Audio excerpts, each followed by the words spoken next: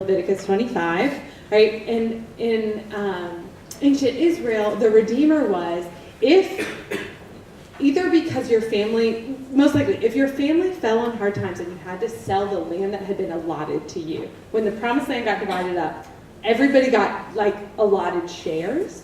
If you had to sell your share because you had fallen on hard times, in 50 years, every 50th year, it got turned back over to you. Right? So at the Jubilee year, this was, you would get your field back. Right? You wouldn't have to pay for it, you would just get it back, your family, your relatives, because it was a protection actually against systemic inequality and injustice. And if that didn't happen though, or if you wanted it back before the 50th year, there was an option for someone from your family to go in and buy it for you, essentially. And it was a costly situation for the Redeemer because essentially it was for the family. So that's at work in this situation, right? We've got the option of a redeemer, right? That Naomi's land could be purchased by Boaz, if he's the nearest relative, and held in trust for Naomi's family, right? For her dead husband and sons. Or, and you've got this additional piece that the closest male relative is also invited to marry the widow, right? And to produce heirs for the dead man. So two separate issues here, right? If you get married and the husband dies without the production of an heir, because having an heir was so important, it was actually the duty of the family to provide someone to marry the widow and have a son in the name of the dead man, right? Which was also a costly thing. Like, people did not want to sign up to have a kid for someone else. Like, that was not an exciting prospect to them. And so it was, both of those were difficult job descriptions to fill. They were costly job descriptions. And so a redeemer is a hero to a family who had given up their land during a difficult time. He had the power to rescue them, right? And so, but it was a costly endeavor. And here, Boaz presents as a viable option, and Ruth and Naomi's immediate needs are beginning to be met. They've got food in the fridge and barley in the cupboard, and it's like Naomi starts thinking, actually, we need a long-term plan here, and so maybe you should talk to Boaz. And she sends Ruth. She says to Ruth, shouldn't I desire rest for you? Right? Meaning security, meaning a long-term place to belong. And so Naomi coaches Ruth into this really bold move. She basically says, hey, go find Boaz in the field where he's going to be winnowing barley, separating chaff and seed. And when he goes to lay down, you lay down next to him, right, at his feet, and like he won't see you, and then like you can sort of propose to him, which is essentially what that means. Like proposed marriage, that's what I mean, right? And so, and she's like, okay, which I'm like, wow. And so she is like, hey, go shower and like anoint yourself, which means like look good, right? And go down there, and she does, and she like sneaks in under cover of darkness, and then Boaz rolls over and he's like, oh my gosh, there's a woman here, right? And it's kind of crazy. And so he's like, what are you doing here? And it says that she uncovered his feet, which it's unclear what that means, except probably not that she uncovered his feet. And so there's, yeah, that's right, guys. And so Ruth is really going out on a limb, right? She is actually trying to save the legacy here. And we read this, and this is interesting to me. We read this as a love story. You guys, I hate to tell you, it's not really a love story. Right? It's actually a story about a really courageous woman who understands the factors at play and steps out in boldness towards belonging. Not just for her, but for her family, right? For this woman she's committed herself to. So morning comes and, Boaz basically says, I'll redeem you, but actually there's somebody closer. There's another option. He's so honored by her request, right? So we read that in the narrative. Boaz says, instead of saying, what are you doing here? Or instead of saying, that's actually too much, it's too costly, he says, I'm so honored that you would do this thing, right? He blesses her. And then he says there's actually a nearer redeemer. So I'm going to go find out if he wants to redeem it. And if he doesn't, if he wants to redeem the land and marry you, and if he doesn't, then I will step in. And so morning comes and Ruth goes back and tells Naomi, and Naomi says, well, I'm sure we'll hear. And Boaz goes into the town square and he does all the legal things necessary. It's essentially like he goes to court. And he gets the elders of the community and he says, hey, this guy, and he proposes to this man like, hey, would you like to do this? And he says, sure, I'd love that land. And he says, okay, but it comes with this woman and this obligation to produce an heir. And he says, it's too much for my inheritance. I can't do it. It would split whatever children he had, right? He clearly had other wives, right? And he says, it's too much, I can't do it. And Boaz says, don't worry about it. I got this. And so there's this swell of music, and Boaz takes on this responsibility, and it's this beautiful kind of conclusion. And so it makes me ask, I think it makes us ask all these questions about belonging and what it means to feel wanted. It's a story about a bunch of people who feel disconnected, right? And I often pose the question to students, where do you feel most like you most belong? Where do you feel most at home? And that's going to be one of the questions you guys chat about in your small groups. And I'm often surprised by the answer. That there is, in this very real way, the core kind of who we are comes out in questions about belonging. And so does our theology, I think, in an interesting way. And Naomi's life is a case study in how we translate God in those circumstances and those questions about belonging. When difficult times hit her, her husband dies, her sons die, survival is now difficult, she declares that God is against her, right? And I recently read a blog post in which someone was commenting. He's a pretty well-known thinker and Christian writer, and he says, I think I have it here.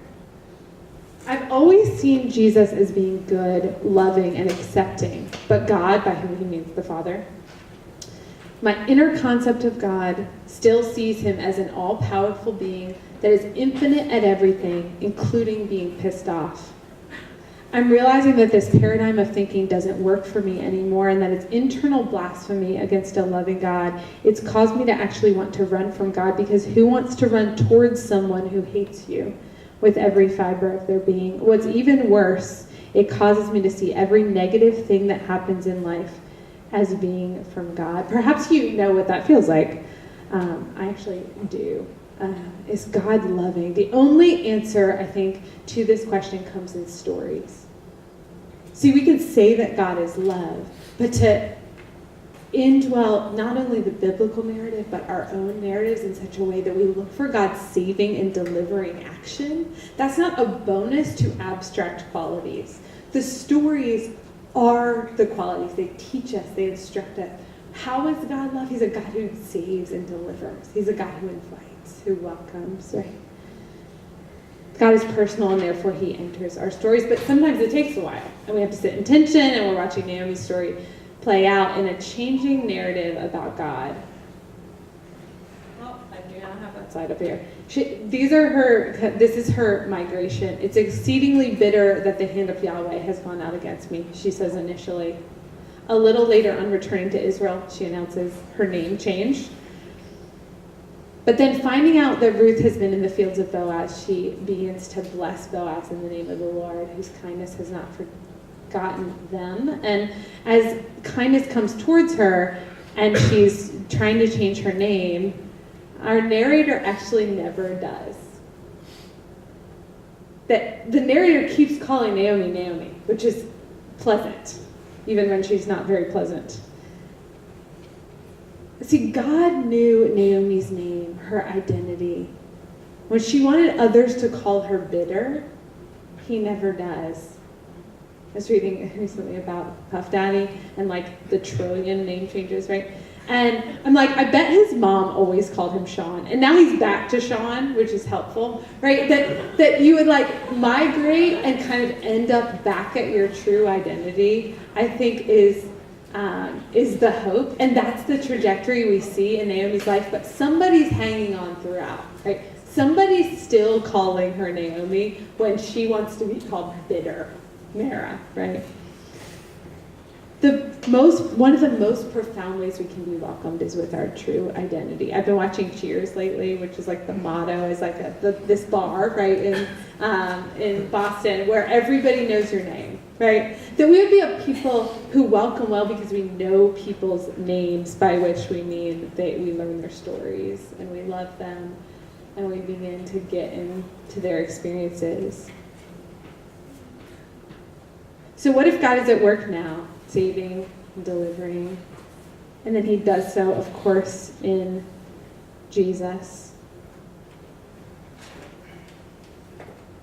We get to welcome strangers and sojourners because we used to be strangers and sojourners. It's built into the law, actually. And you know what's still true? That we actually are still strangers and sojourners. That the New Testament, actually more than the Old Testament people of Israel, the New Testament church are called strangers and sojourners on the earth, which we are a society that feels fragmented and alienated, right? And so if you feel not welcome, even if you feel unwelcome at times in Christian community, that's an asset, right? Because the people who know what it feels like to be on the outside aren't asked to sort of wait till you feel welcome and then to move forward and welcoming others, but instead to welcome because it's just a piece of our identity that we feel like aliens, right? And we can do better as community, right? We can get better at this and exercise it with one another. It's going to be part of what you do tonight. But interestingly, the story of Ruth and Boaz ends not with Ruth and Boaz. It's not a love story because it doesn't have a happily ever after for Ruth and Boaz. They're basically not in the end of the story. You know who is in the end? Their kid and Naomi. And actually Naomi's friends talk about, apparently there's this rumor, everybody calls her grandson, right, Ruth and Boaz's child, Naomi's son. That's like his nickname.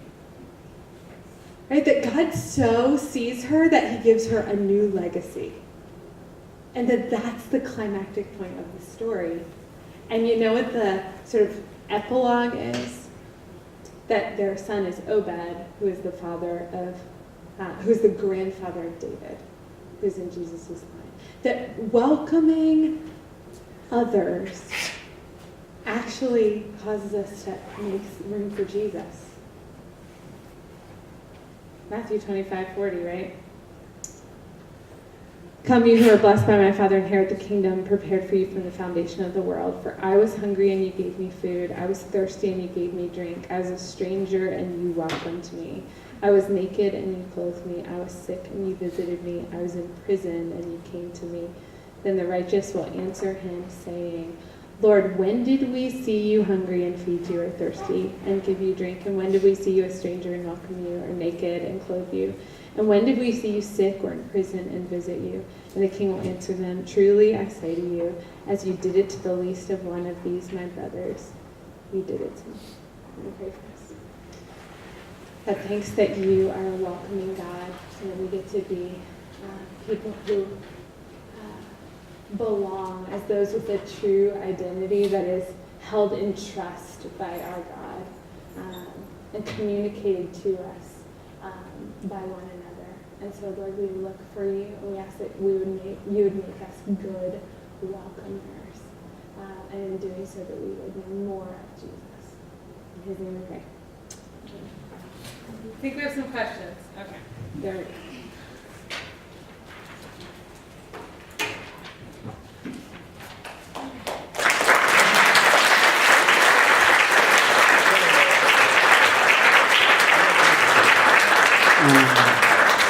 Thank you so much, Teal.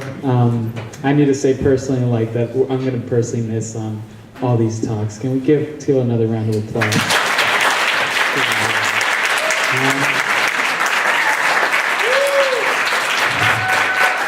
So, for the next part of the evening, we're going to switch it up a little bit.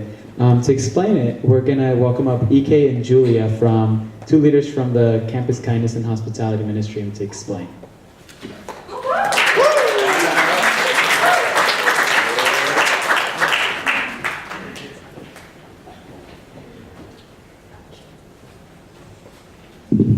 Hi everyone. Like Alan said, we're going to try something a little new at Doxa. So we're going to take a short period of time, about 15 minutes, to split into small groups and talk about what Teal talked about. So, so Campus Kindness and Hospitality, for a few months now, we've been thinking about trying this discussion phase, and the goal is to just create a very specific space to reflect on the Doxa talk and think about how it affects our lives individually. So before we split into those small groups, Julia's going to explain a little bit about this. Okay, don't mind my reading.